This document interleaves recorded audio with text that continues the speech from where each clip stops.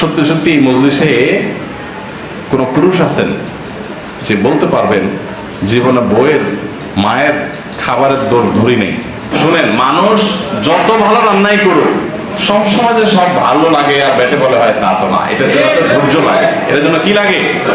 নবী করিম সাল্লাল্লাহু আলাইহি ওয়াসাল্লামের কাছে কোনো খাবার দিলে যদি খেতে ভালো না লাগতো উনি রেখে দিতেন, বলতেন আমার ইচ্ছা করতেছে না, আমার ইচ্ছা করতেছে না, খাবারের দোষ ধরতেন না।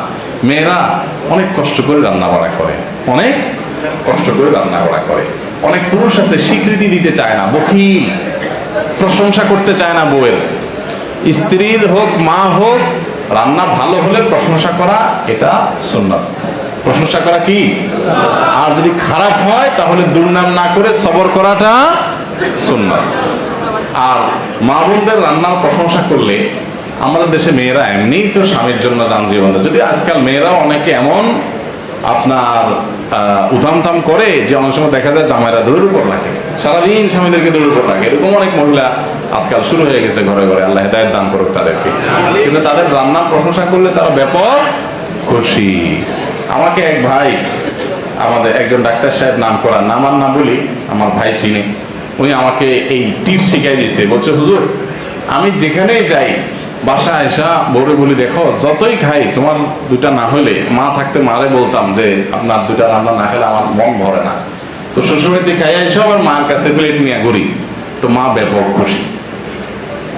তো আমি ওই টিপস দেখে চিন্তা করলাম এটার উপর আমল করা যায়, আইডিয়াটা পছন্দ হয়েছে। তো এখন যেখানে যাই আমার গায়ে একটু খানা থাকে সাথে, এতে বাড়ির খুশির কোনো শেষ নাই। রাতে উঠেও রান্না করতে কোনো আপত্তি নাই যে বেচারা আমার খাওন ছাড়া পছন্দ করে না। এজন্য মেয়েদেরকে খুশি করা খুব জটিল কিছু না।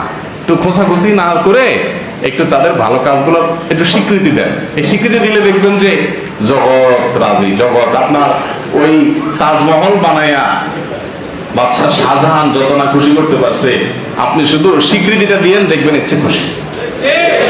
বুঝতে পারছেন?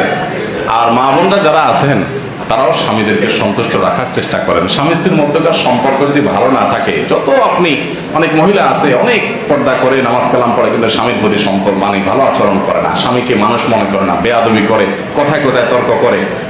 এই স্বভাবটা কখনো দিনদার কোন নারীর স্বভাব হতে। সেকুলাররা আপনাদেরকে উস্কে দিবে, কিন্তু আপনাদের সংসারে যখন আগুন ধরাবে, সে আগুন নিভাতে কোনো সেকুলারকে কোনোদিন আসতে দেখবেন না। ওরা পারলে আপনার সংসার ভেঙে দিবে, এরপরের ইতিহাসটা তারা আপনার কাছ থেকে জানতে আসবে। ইসলাম আপনাকে মিলেমিশে থাকতে বলে, সবর করতে বলে। সবরে আপনার ঠিকই এক সময় নেওয়া ফেলে। আল্লাহ আমাদেরকে সবর করার তৌফিক দান করুন। তাহলে খাবারের প্রশংসা করা যাবে, কিন্তু দুর্নাম করা যাবে না। পারলে আপনি চুপচাপ থাকবেন। এখন আপনি বলতে পারেন, হুজুর এই কথা হলে তাহলে বউদের সোজা করবে কি?